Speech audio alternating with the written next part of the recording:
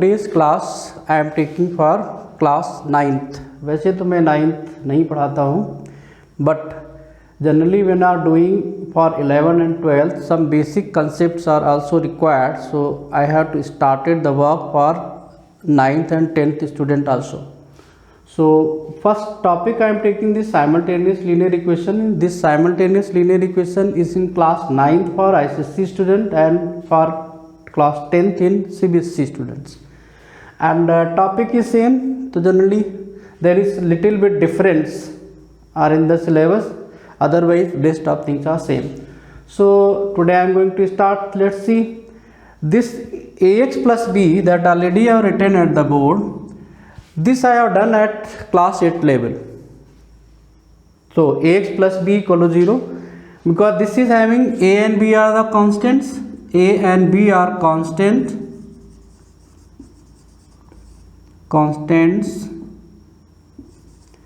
and X is the variable.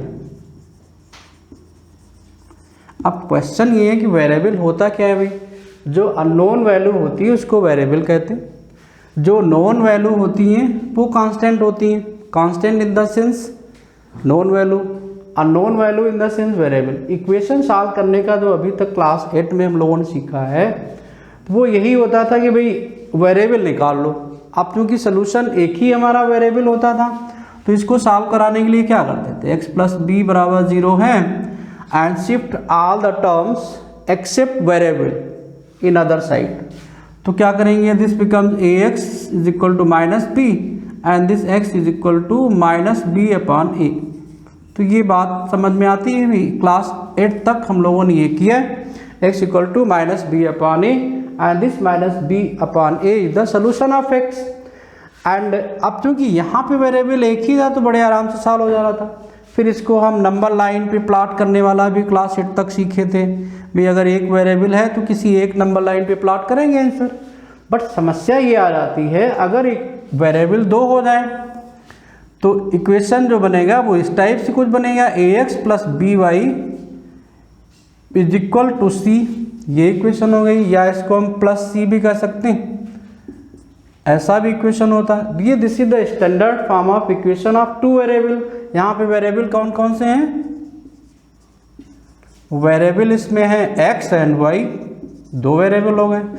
अब 2 variable अगर solve कराएंगे तो भाई एक साथ में तो हम किसी एक को सब्जेक्ट मानेंगे. सब्जेक्ट वाला भी एक चैप्टर होता है क्लास 8 में कि सब्जेक्ट मानेंगे. मान लें हमने ax को लिया, by को c को उधर शिफ्ट करा दिया. by is minus c and this x will be equal to minus b y minus c divided by a.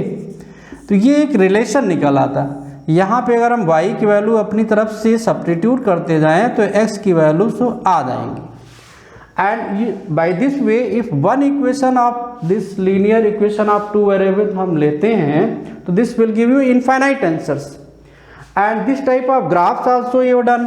अगर इसका हम ग्राफ बना लें तो ये इनफाइनाइट आंसर दे सकता है. ग्राफ बनाने के लिए भी कुछ क्लासेस में बताया जाता है भी क्लास 8 में CBSE board and ICSE board में.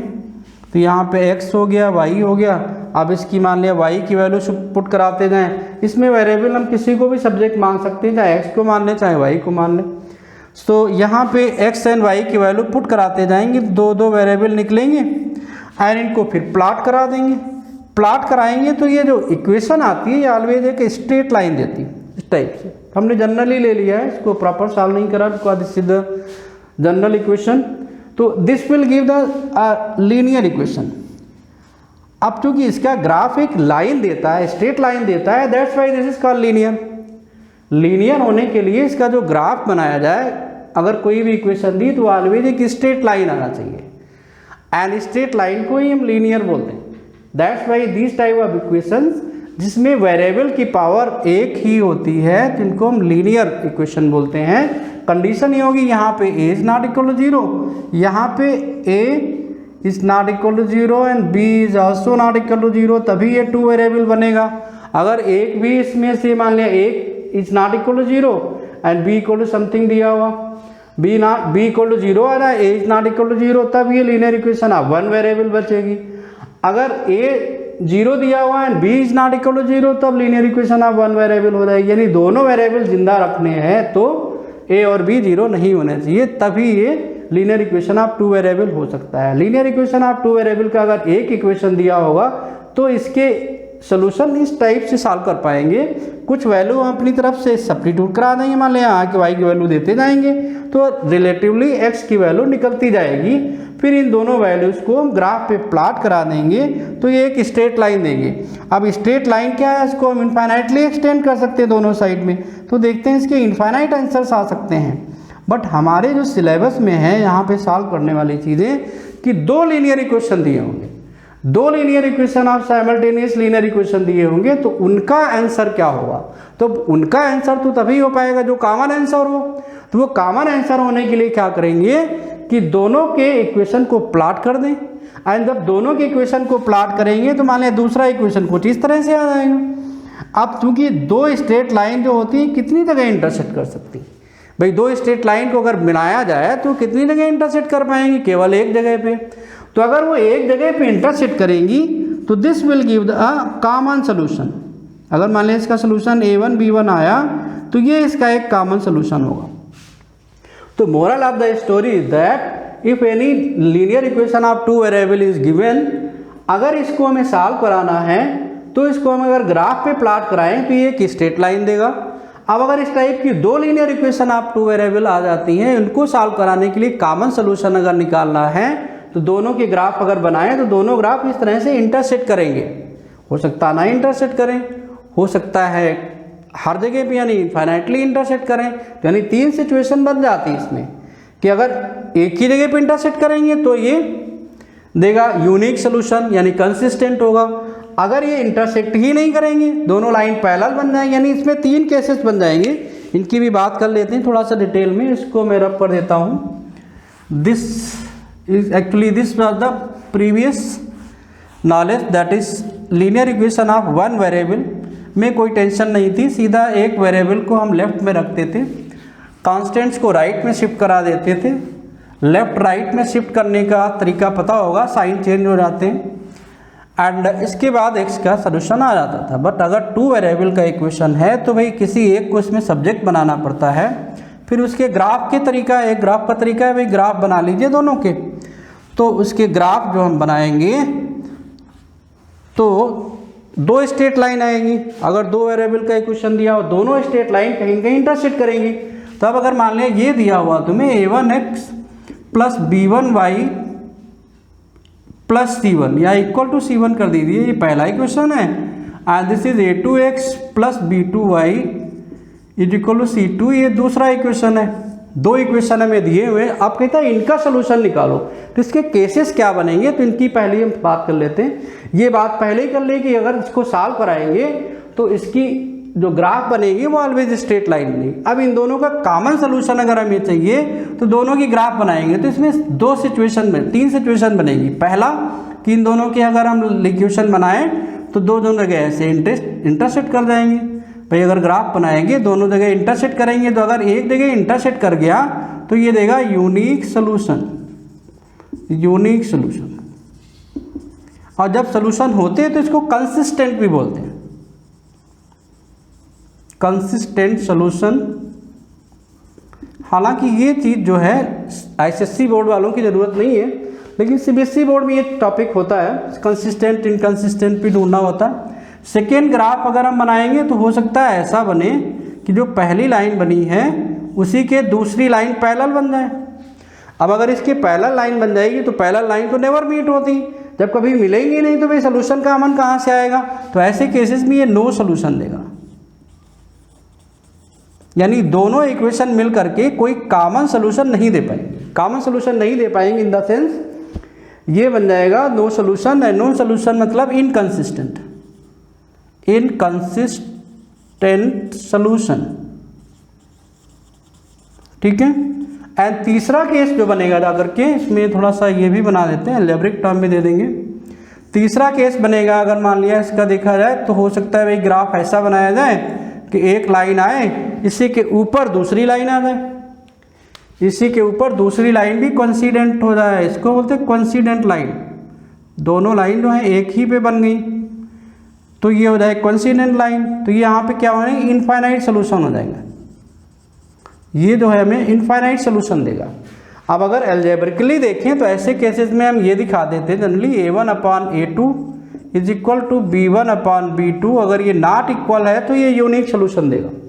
इसके लिए अगर हम बनाएंगे तो A1/A2 is equal to B1/B2 is equal to C1/C2, अगर ये नॉट C1/C2 है तो ये नो सोल्यूशन देगा। और इसके लिए अगर हम लेंगे तीसरे केस के लिए तो ये A1/A2 is equal to B1/B2 is equal to C1/C2, तो ये हमें इनफाइनाइट सोल्यूशन देगा। और जब सोल्यूशन होंगे तो कंसिस्टेंट होता है, इसको हम कंसिस्टेंट सोल्यूशन भी कह सकते हैं। यानी अगर सोल्यूशन पॉसिबल है तो कंसिस्टेंट, सोल्यूशन नहीं पॉसिबल तो इनकंसिस्टेंट। तो ये अलजेब्रिकली हम सॉल्व करने से पहले ही चेक कर सकते हैं भाई गिवन इक्वेशंस की सोल्यूशन है कि नहीं है। तो इसके लिए कंडीशन नहीं है कि पहला हम ग्राफ के तरीके से देख सकते हैं, भाई ग्राफ बनाया, ग्राफ अगर दोनों इंटरसेक्ट करेंगे तो एक यूनिक सोल्यूशन मिलेगा, नहीं इंटरसेक्ट करेंगे पहला लाएँ तो नो सोल्यूशन मिलेगा।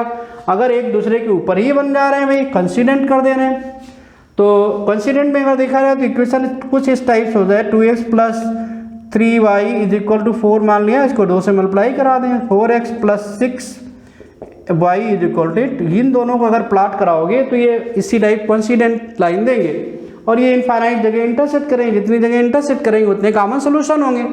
तो ये सिचुएशन बनती है अगर सॉल्व करने से पहले ही हम चेक करना चाहें तो गिवन पेयर ऑफ सोल्यूशन कैसे रखेगा, यूनिक होंगे, इनफाइनाइट होंगे, नो सोल्यूशन होंगे, उसके लिए हम अलजेब्रिकली ये कंडीशन लगा सकते हैं।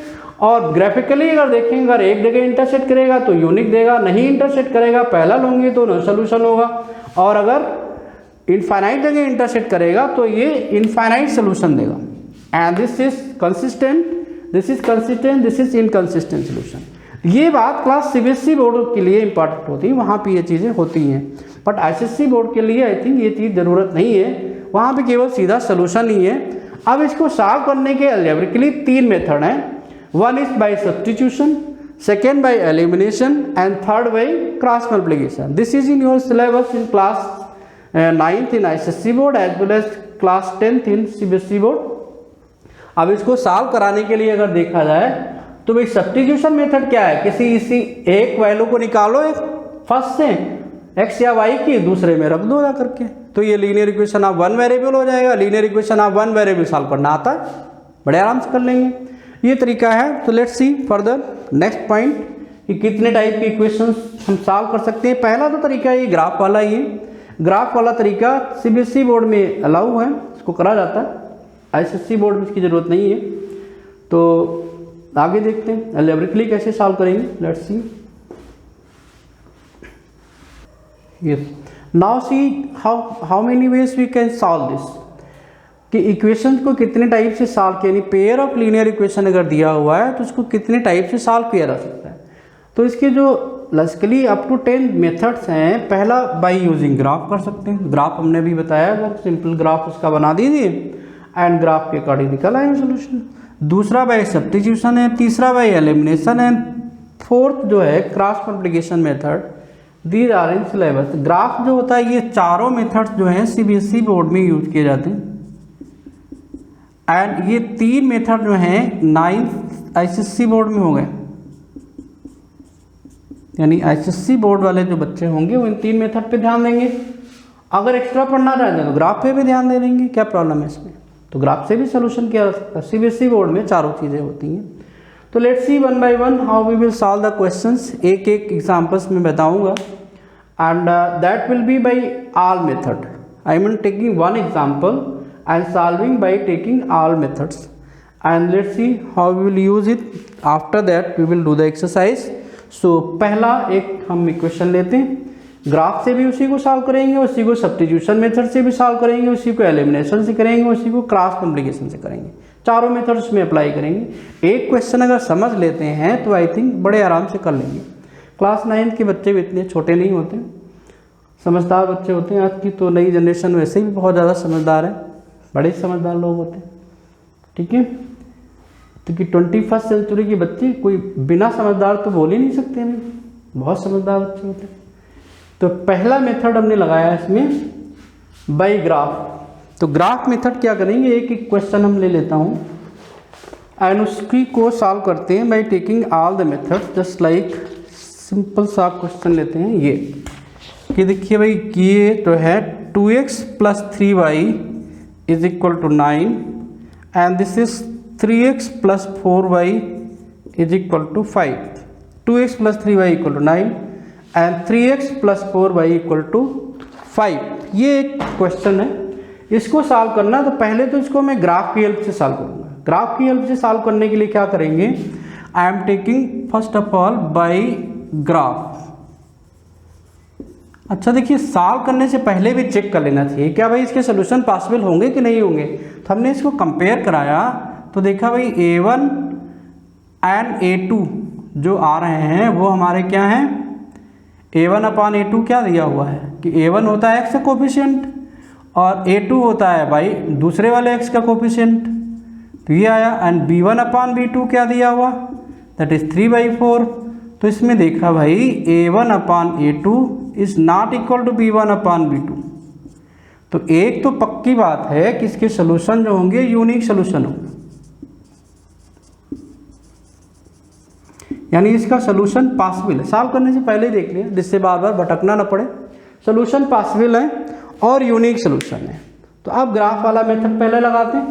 ग्राफ वाले में क्या करेंगे देखिए, फटाफट इसको दिखाते हैं कैसे होता है।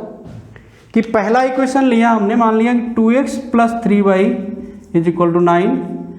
3y को हम बनाते हैं इसमें कि 3y is equal to 9 - 2x ले लिया and y is equal to आ गया इसमें 9 - 2x डिवाइडेड बाई 3।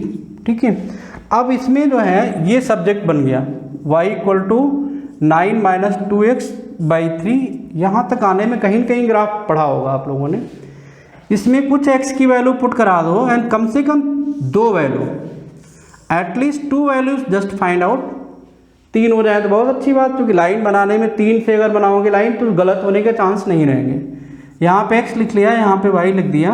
अब x की वैल्यू ऐसी पुट कराओ कि ये कैंसिल होने के बाद होल नंबर में आए। होल नंबर होगा तो प्लॉट करने में दिक्कत नहीं होगी। तो हमने क्या किया, x की वैल्यू अपनी तरफ से पहले नंबर में 0 रख दी। तो जब x इक्वल टू 0 रखोगे तो y की वैल्यू इस रिलेशन से क्या आएगी, 9 - 0 डिवाइडेड बाई 3 दैट इज 3। तो ये 3 आ गया। फिर हमने क्या किया, x बराबर पुट करा दिया 2 तो ना कराओ, 2 - 2 = 4 हो जाएगा, 9 से 4 जाएगा, 5 बचेगा फ्रैक्शन में। फ्रैक्शंस को अवॉइड करना, हमने 3 रख दिया। तो ये y की वैल्यू जो आ जाएगी 9 - 2 × 3/3 that is 9 - 6/3 and this will give you 3/3 that is 1। यानी ये 3 रखा गया तो ये 1 आ गया। तो दूसरी वैल्यू रख देते हैं। दूसरी वैल्यू अगर हम रख देंगे इसमें x इक्वल टू -3 रख दिया। तो जब माइनस रखेंगे 3 × 2 = 6 ये बन जाएगा प्लस का। इट मीन्स ये आंसर जो हमें देगा क्या देगा कि x इक्वल टू हमने रख दिया -3, तो y की वैल्यू क्या बन जाएगी 9 + 6 डिवाइडेड बाई 3, 9 × 6 15/3 दैट इज 5। यानी ये -3 रखने से 5 आ रहा। इसका ग्राफ बन गया हमारा। अब दूसरा इक्वेशन ले लिया। दूसरा इक्वेशन हमारा दिया है 3x + 4y is equal to 5 और यहाँ से हमने रखा y की value 4y is equal to 5 - 3x। y will be equal to 5 - 3x divided by 4। ये सब्जेक्ट बनाना सिखाया जाता है छोटी क्लासेस में, 9th 12th में, 8th में आई थिंक। यहाँ पर भी x की वैल्यूज पुट करा दी अपनी तरफ से। ये x की वैल्यूज पुट कराई तो भाई यहाँ पहले हमने x इक्वल टू 0 नहीं रखा। देखिए x इक्वल टू 0 रखोगे 5/4 आएगा, वो फ्रैक्शन देगा। फ्रैक्शन को प्लॉट करने में दिक्कत होती है। कुछ ऐसी वैल्यू रखो इसमें जिससे कि जो सॉल्व करने के बाद आए वो होल नंबर में आए। तो x इक्वल टू क्या ले सकते हैं भाई, अगर 2 ले लें तो ये 3 ले लें, 3 × 9, हाँ 3 सही रहेगा। 3 ले लिया हमने, 3 ले लिया। तो यहाँ पे देखिए y को x इक्वल टू 3 अगर लिया हमने तो y की वैल्यू आ जाएगी 5 - 3 × 3/4 दिस इज 5 - 9/4 और 9 से 5 चला जाएगा कितना बचेगा -4/4 दैट इज ये -1 आ जाएगा, -1 आ जाएगा। फिर हमने x इक्वल टू ले लिया क्या ले लें भाई इसमें 4, 4 3 12, 12 से 5 जाएगा, तो 12 से 5 जाएगा, आई थिंक बात नहीं बनेगी। अगर इसमें हम ले लें 5 3 8 है, -1 ले लें, ये सही रहेगा। -1 अगर ले लेंगे तो -1 प्लस 3 दे देगा, 5 3 8, 8/4 दैट इज 2 आ जाएगा। इसकी 2 ही वैल्यू रखते हैं। अब ये वैल्यूज इसकी आ गई, इनको हम प्लॉट करा देंगे, इसका ग्राफ बनाएंगे, इनको प्लॉट करा देंगे and we will do like this. यहाँ पे ग्राफ बना लें हम, आई थिंक। हाँ, तो इसको सॉल्व करके देखिए, ग्राफ कुछ इस तरह से आ रहा है, काफ़ी थोड़ा सा अटपटा सा है। इसको तो बढ़ाएंगे इसको, तो इसका आंसर कुछ -21 और 17 आता है। तो जहाँ पे ये दोनों ग्राफ बढ़ा करके जहाँ इंटरसेक्ट करेंगे, वहाँ पे x का और y का कोऑर्डिनेट देख लेंगे, तो x का जो होगा वो x का आंसर होगा, y वाला y का आंसर होगा। ये इस टाइप के क्वेश्चन जो हैं CBSE board, ISC board, ICSE में दोनों में दिए हुए हैं। ये वाला पोर्शन ICSE बोर्ड में कोऑर्डिनेट ज्योमेट्री में कर दिया। कोऑर्डिनेट ज्योमेट्री में यही साइमल्टेनियस इक्वेशन सॉल्व कराएंगे एंड बाई ग्राफ सॉल्व करेंगे। तो ICSE बोर्ड वाले बच्चों को भी कंफ्यूज होने की ज़रूरत नहीं है, this is also in your syllabus. क्योंकि जस्ट आई हैव सीन, तो इस पोर्शन को कट करके उन्होंने कोऑर्डिनेट ज्योमेट्री में कर दिया। तो हाँ ठीक है, कोऑर्डिनेट ज्योमेट्री में चला गया, यानी ये भी पढ़ना है, ICSE CBSE सबको पढ़ना है। तो ये मेथड होता है किसी भी साइमल्टेनियस इक्वेशन को सॉल्व करने के लिए बाई ग्राफ मेथड। सिंपल सी बात फिर से एक बार समझ लें, यानी दोनों इक्वेशंस के इस टाइप से सब्जेक्ट बनाएं, एटलीस्ट 3 कोऑर्डिनेट बना लें, x की वैल्यू अपनी तरफ से प्रोवाइड कराएंगी, y की वैल्यू आएगी, क्योंकि यहाँ पे तो इनफाइनाइट हो सकती हैं। तो 3 कोऑर्डिनेट बन जाएंगे, दूसरे वाले को भी सब्जेक्ट बनाएं, y को, x की वैल्यू अपनी तरफ से रखेंगे, y की वैल्यू आ जाएगी। तीनों कोऑर्डिनेट्स को अलग अलग प्लॉट कर दें। प्लॉट करने के बाद मान लें इसके प्लॉट करा के प्रोड्यूस करा दिया, इसको प्लॉट करके प्रोड्यूस करा दिया, बोथ विल इंटरसेक्ट समवेयर। जहाँ ये इंटरसेक्ट करेंगे यहाँ पे जगह नहीं थी, इसलिए हमने इसको यहीं पे स्टॉप कर दिया ज़बरदस्ती। अदरवाइज ग्राफ पेपर पे जाएंगे तो थोड़ा बड़ा सा बनेगा, या तो स्केल लेकर के चलते हैं तो ज़्यादा सही होता। तो यहाँ पे जहाँ इंटरसेक्ट करेंगे वहाँ पे पहला कोऑर्डिनेट जो होता है वो x होता है, दूसरा कोऑर्डिनेट y होता है। जो पहला कोऑर्डिनेट आएगा that will be the value of x, second coordinate will be the value of second y। ठीक है, this will be the answer.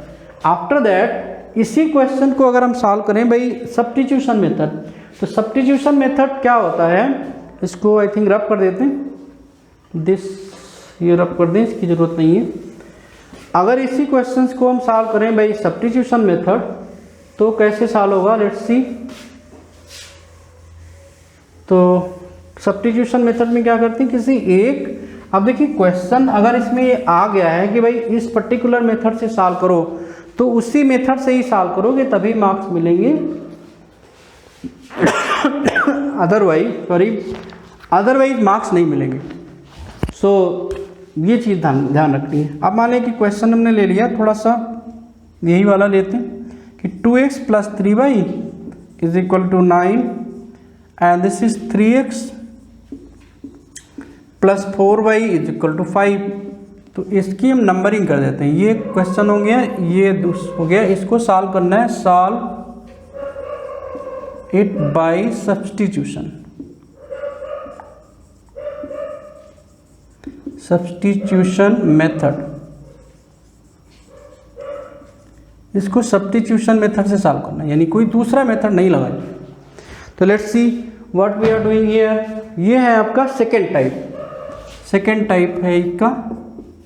हमने ग्राफ वाला भी बता दिया, ग्राफ वाला ICSE बोर्ड के बच्चों में कोऑर्डिनेट ज्योमेट्री में मिलेगा, यानी वहाँ पे भी सॉल्व करना पड़ेगा, यानी दोनों में ही है, CBSE बोर्ड ICSE बोर्ड दोनों के लिए प्रॉफिटेबल है।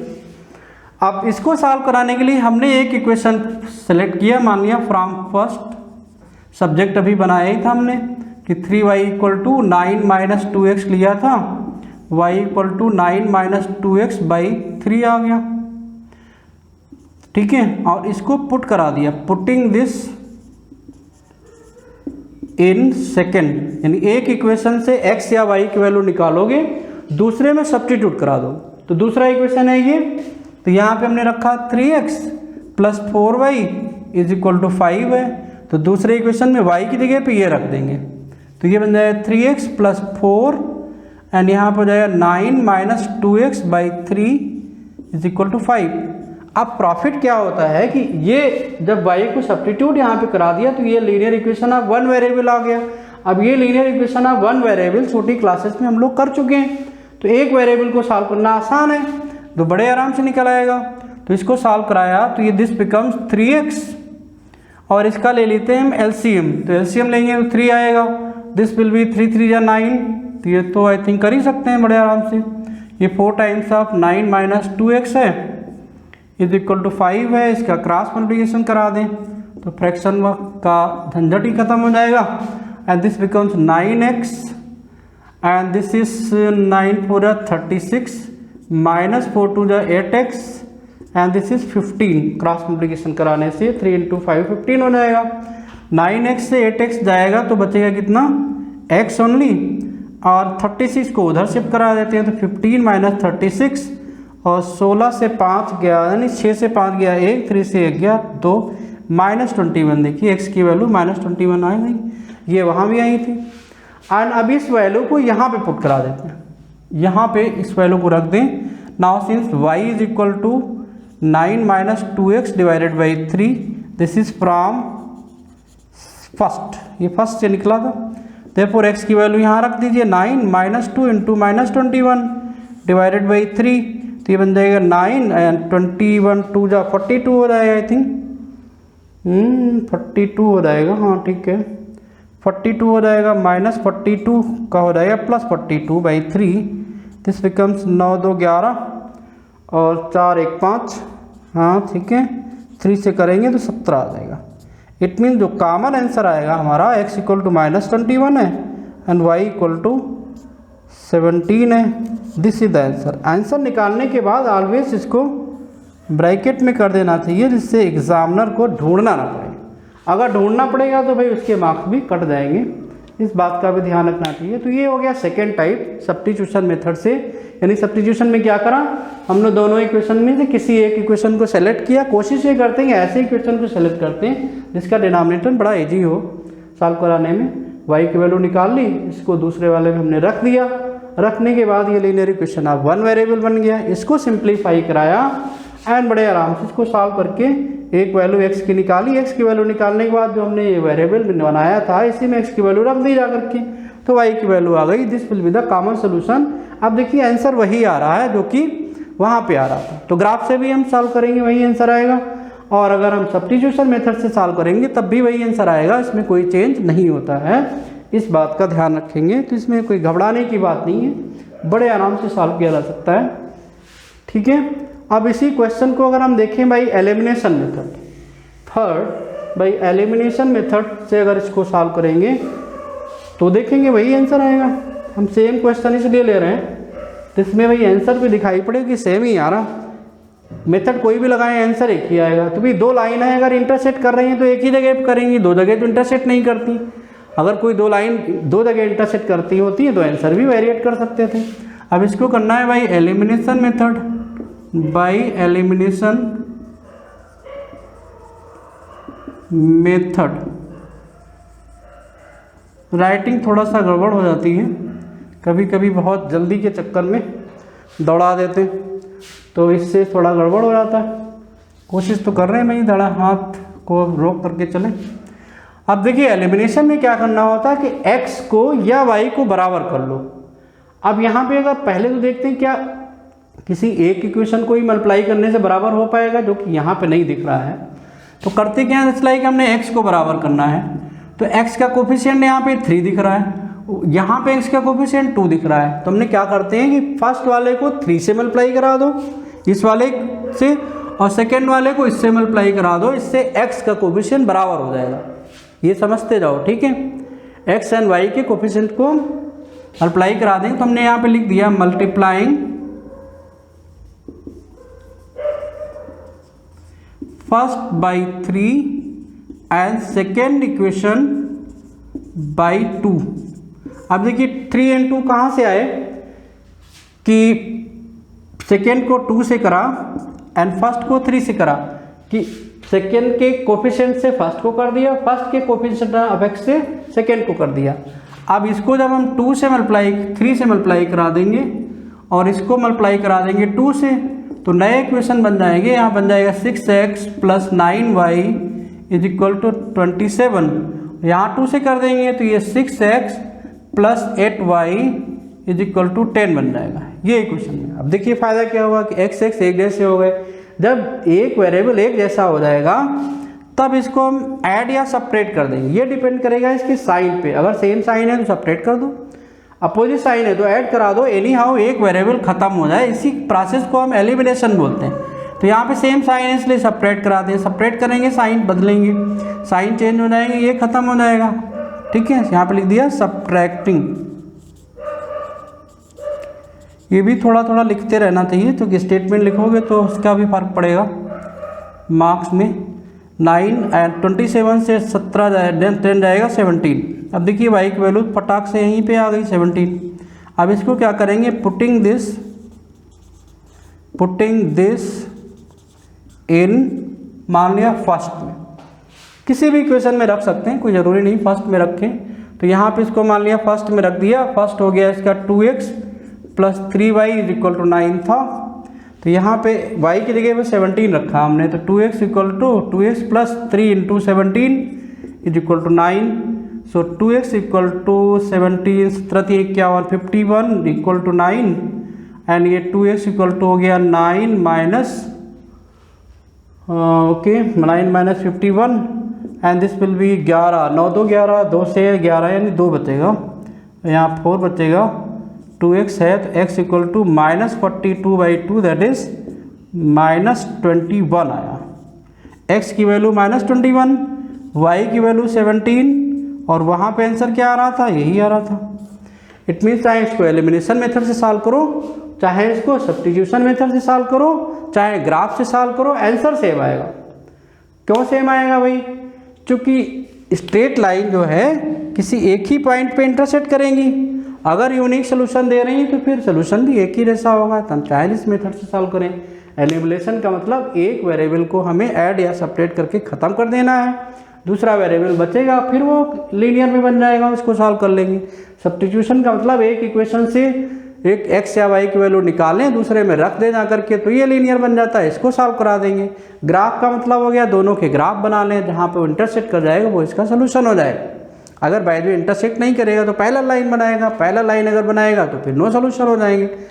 और हो सकता है इस पर कोइंसिडेंट हो, एक लाइन के ऊपर ही दूसरी लाइन आ जाए तो फिर इनफाइनाइट सोल्यूशन हो जाएंगे। तो इतना कुछ करना है। Yes, now this is fourth part, this is by cross multiplication method. तो लेट्स सी, पहले इसको हम सॉल्व करके बताते हैं, फिर इसका एक फंडा बताते हैं कैसे इसको करेंगे। देखिए सिंपल तरीका समझ लीजिए, तो कोई बहुत बड़ा फार्मूला याद करने की जरूरत ही नहीं होगी। 9 को जो भी इसके राइट में दिया पहले उसको लेफ्ट में शिफ्ट कर लो, बेहतर तरीका होगा। 2x plus 3y minus 9 is equal to 0, 5 को इधर शिफ्ट करा लो, 3x plus 4y minus 5 is equal to 0। पहला तरीका ये बना लो, और कोई इसमें बहुत विशेष याद करना नहीं है। जो भी राइट में दिख रहा है उसको लेफ्ट में ले जाओ, राइट की तरफ 0 बना लो, तो इससे फिर साइन का चक्कर नहीं आता। फिर क्या करते हैं, x लिख लो, y लिख लो, और कांस्टेंट टर्म लिख दो 1, x y एंड 1, बीच में इक्वल साइन लगा दो। फिर क्या करेंगे, जब x लेना होगा तो x के कोफिशिएंट नहीं लेंगे, यानी इसको छिपा दीजिए, x वाला नहीं लेंगे, तब y के कोफिशिएंट बचे और कांस्टेंट बचा, तो इसको लिख देंगे एक ब्रैकेट में ऐसे, that is 3 4 minus 9 and minus 5। ठीक है, जब y लेना होगा, अब देखिए पीछे नहीं जाएंगे, जब y लेना होगा तो y नहीं लेंगे, तो जब आगे ही जाएंगे तो ये बचेगा और ये बचेगा, लेकिन नंबरिंग पहले किसकी आएगी, इसकी।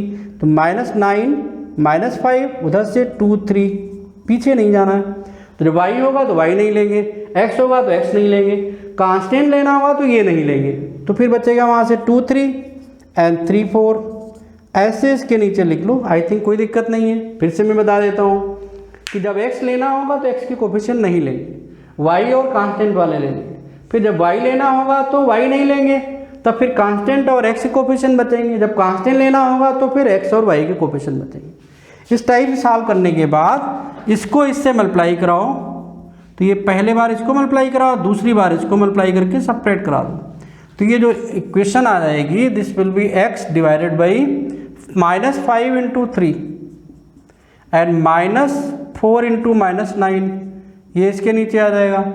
y के नीचे आएगा पहले इस डायगोनल को -9 इंटू 3 एंड -5 इंटू 2, और कांस्टेंट के नीचे आ जाएगा 2 इंटू 4 -3 इंटू 3। इसको सॉल्व करा लो पहले, तो ये बन जाएगा x अपान -15 माइनस ये वाला माइनस जा करके प्लस कर लेगा, 9 4 36 आ जाएगा। यहाँ पे y अपान -9 3 27 होगा, ये माइनस प्लस कर देगा, 5 2 10 हो जाएगा। And this will B 1 upon 4 2 8 -9, it means ये देगा 1 अपान -1, ये देगा यहाँ पे x अपान 6 से 5 गया तो बचेगा 1, 3 से 1 गया 2, प्लस का बचेगा, और ये y अपान बचेगा 10 चला गया तो बचेगा 17 विथ निगेटिव साइन। अब देखिए एक बार इसको ले लो, एक बार इसको ले लो। Now when x upon 21 is equal to -1, तो x की वैल्यू आ जाएगी -21, और जब लेंगे इसको when y upon -17 is equal to 1 upon -1, तो माइनस माइनस प्लस हो जाएगा, y इक्वल टू 17 आ जाएगी। तो ओवरऑल इसका भी आंसर जो है x equal to -21 and y equal to 17 आ जाएगा। This is the same answer. अब इस आंसर को चेक करने के लिए कोई ज़रूरी नहीं हम इसका आंसर शीट देखते घूमे, इसको हम चेक भी बड़े आराम से कर सकते हैं। एंड इसको समझने के लिए फिर से मैं बता दे रहा हूँ एक बार कि जो भी कांस्टेंट यहाँ पे दिए उसको लेफ्ट में ले जाओ। इसकी करने के बाद फिर x y ऐसे लिख लो। x के नीचे जो लिखना है तो x के कोफिशिएंट को नहीं लो, y और कांस्टेंट को ले लो। y के नीचे y को ना लो, कांस्टेंट एंड x को ले लो। एंड जब कांस्टेंट लेना हो तो इसको नहीं लेंगे, तो x और y के टर्म ले लेंगे। फिर इसको इस डायगोनल से इस डायगोनल का प्रोडक्ट को सेपरेट कराएंगे, this minus this, this minus this, and यही प्रोसीड करके सिंप्लीफाई करा देंगे तो x और y की वैल्यू आ जाएंगे। This is called cross multiplication method. अब मान लिया इस अब देखिए सारे चारों टाइप में, चाहे ग्राफ हो, चाहे सब्स्टिट्यूशन हो, चाहे एलिमिनेशन हो, चाहे क्रॉस मल्टीप्लिकेशन हो, सबसे सॉल्व किया तो आंसर एक ही आया। रीज़न वही है कि दो स्ट्रेट लाइन केवल एक ही जगह पे इंटरसेक्ट करती हैं तो सोल्यूशन उसके यूनिक होंगे, कोई भी मेथड हम सॉल्व कराएं। तो आई होप ये समझ में आया होगा।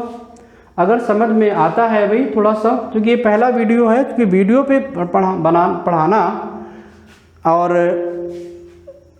बोर्ड पे पढ़ाना, क्लास में पढ़ाने में दोनों में अंतर होता है, there is a difference.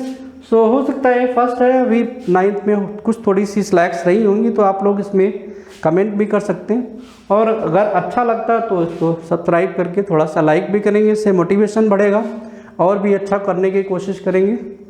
So now अगली बात इसको बनाएंगे, थोड़ा सा दूसरे तरीके से बताते हैं इसको कैसे याद करोगे। अगर ये चीज़ समझ में आ गई इट्स ओके, फिर तो कुछ नहीं याद करना है इसमें। दूसरी चीज़ ये देख लिया, अगर इसका आंसर चेक करना है तो हमें आंसर शीट में जाने की जरूरत नहीं। इसको कई बार ऐसा आता है कि वेरीफाई योर आंसर, तो ये चीज़ भी समझनी है। इसको हमने रब कर दिया, इसको मान लिया आंसर वेरीफाई कराना कि भाई आंसर सही है कि गलत है। तो हमने क्या किया, किसी भी एक इक्वेशन को उठा लो या दोनों को उठा लो कि x और y की वैल्यू मान लें ये 5 था, तो x की वैल्यू -21 है, y की वैल्यू 17 आई, तो हमने फ्रॉम फर्स्ट लिया, फर्स्ट इक्वेशन का लेफ्ट साइड लिया हमने। लेफ्ट साइड ये है 2x + 3y, तो हमने x और y की वैल्यू रखी, 2 की जगह पर रख दिया 2 × -21 + 3 × 17। सॉल्व कराइए तो राइट के बराबर आ जाएगा -42 एंड +51। अब 51 से 42 जाए तो कितना बचेगा, 9 आएगा, राइट साइड आ गया। इसका मतलब hence verified, therefore answer is correct. क्योंकि दूसरे को भी जब सेटिस्फाई करोगे तो वो भी यही देगा, ये ध्यान में। पहला ये हो गया, दूसरा इक्वेशन लेंगे, सेकेंड इक्वेशन अगर आएगा तो ये कितना था, what was this equation second, 3x + 4y = 5, 3x is 4y = 5। तो इसका देखिए लेफ्ट साइड लिया हमने, लेफ्ट साइड लिया इसका कि 3x + 4y, यहाँ भी x की वैल्यू रख दी भाई, x = 3 × -21 + 4 × 17, तो 21 × 3 -3 × 3 3 × 6 + 17 × 4, तो कितना हो जाएगा 17 × 4 भाई 68 है ना, बिल्कुल सही है 68, वेरी गुड। अब 68 से 63 जाएगा तो कितना बचेगा 5। तो ये देखिए राइट हैंड साइड आ गई। एक्चुअली हमने दोनों को पहले तुमने एक ही से करा था, दोनों से हमने इसलिए कराया कि भाई दोनों को सेटिस्फाई करना चाहिए तभी कॉमन आंसर होगा। अदरवाइज किसी एक स्टाइल लाइन पे तो इनफाइनाइट आंसर हो सकते हैं। अगर मान लें तुमने एक को सेटिस्फाई कराया और हो सकता है वो दूसरे को सेटिस्फाई ना करता हो तो फिर वो कॉमन सोल्यूशन नहीं होगा, तुम्हें भी गलत हो। तो ऑलवेज जब सेटिस्फाई कराएंगे, वेरीफाई कराएंगे, दोनों इक्वेशन में सब्स्टिट्यूट कराएंगे तब वेरीफाई होगा। ठीक है, ये बात हुई इसकी। अब इस क्रॉस मल्टीप्लिकेशन मेथड को अगर थोड़ा सा समझना हो जनरल तरीके से तो कैसे समझेंगे उसकी भी बात मैं कर लेता हूँ। थोड़ा सा याद रखेंगे कि अगर जनरल सोल्यूशन ले लिया जाए और इसमें जो है कोफिशिएंट इसके भाई जनरल इक्वेशन इस टाइप से लिया था हमने कि a1x plus b1y plus c1 बराबर 0, this is a2x plus b2y plus c2 बराबर 0।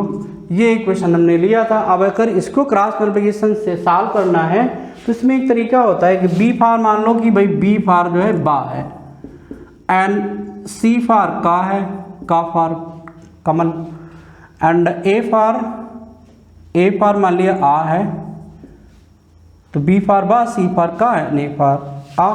तो इसमें जो है ऐसे लिख लो ब क अब,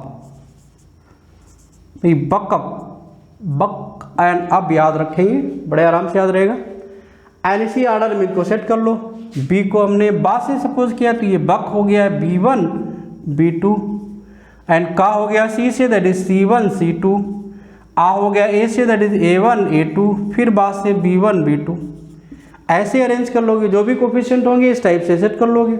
फिर क्या करोगे, ये वाला जो होगा वो x के नीचे जाएगा सॉरी ये वाला y के नीचे जाएगा और ये वाला कांस्टेंट के नीचे जाएगा, कांस्टेंट 1 के नीचे जाएगा। ठीक है, अब देखिए जो x का सलूशन होगा x के नीचे सीधा पहला वाला गोला कर दीजिए b1 b2 and c1 c2।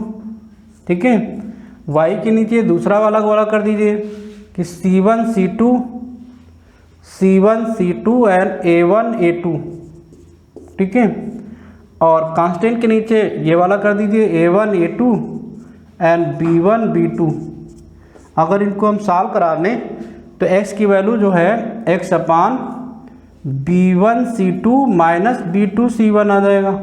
This is y अपान इसका product c1 a2 minus c2 a1 हो जाएगा, and this is 1 upon a1 b2 minus a2 b1 हो जाएगा। अगर एक बार इसको ले लें और एक बार इसको ले लें तो x की जो वैल्यू आ जाएगी इसको इससे मल्टीप्लाई होगा तो ये बन जाएगा b1 c2 minus b2 c1 divided by a1 b2 minus a2 b1, and y की वैल्यू बन जाएगी c1 a2 minus c2 a1 divided by a1 b2 minus a2 b1। तो ये इसके सोल्यूशन हो जाएंगे। अगर बाय द वे तुम्हें कुछ नहीं समझ में आता है तो इनको सीधा याद रखो और इक्वेशंस में जो x के कोफिशिएंट होंगे वो a1 a2 माने जाएंगे, y coefficient b1 b2, constant term को c1 c2 माना जाएगा और सीधे इसमें सब्स्टिट्यूट करा दोगे तब भी आंसर आएगा, तब भी फुल मार्क्स मिलेंगे, इसमें कोई डाउट नहीं है। अगर ये कहानी समझ में आ जाती है दिट्स वेरी गुड, अगर नहीं समझ में आती तो ये रिलेशन रट लो, सीधे इसमें x a1 a2 b1 b2 c1 c2 की वैल्यू रख दिए, खटाखट आंसर आ जाएंगे। तो कुल मिलाकर के पूरी समरी जो है साइमल्टेनियस लीनियर इक्वेशन की इतनी है कि भाई साइमल्टेनियस लीनियर इक्वेशन जो होंगे दो वेरिएबल में हैं तो उसके लिए जनरली दो इक्वेशन सॉल्व करेंगे, दो इक्वेशन लेंगे। पेयर ऑफ इक्वेशन को अगर सॉल्व करना तो कॉमन सोल्यूशन ही हमारा आंसर होगा। उसको सॉल्व करने के लिए हमारे पास 4 मेथड है भाई, ग्राफ है, ग्राफ बना के देख सकते हैं, दूसरा भाई सब्स्टिट्यूशन है, तीसरा एलिमिनेशन है और चौथा क्रॉस मल्टीप्लिकेशन है। एंड हमने एक इसका क्वेश्चन लिया, इसका एग्जाम्पल चारों से सॉल्व करके दिखाया कि आंसर चारों केसेस में सेम आते हैं। ये इसका जनरल प्रोसेस है, इसके तरीके से भी सॉल्व कर सकते हैं। आई होप कि काफ़ी कुछ समझ में आया होगा। अगर ठीक लगता है तो थोड़ा सा सब्सक्राइब करें एंड लाइक करें जिससे हमारा मोटिवेशन बढ़े। और ये मेरा पहला वीडियो 9th वाले बच्चों के लिए है और मैं कोशिश करूँगा कि इससे और बेहतर कर सकें। Okay, thank you.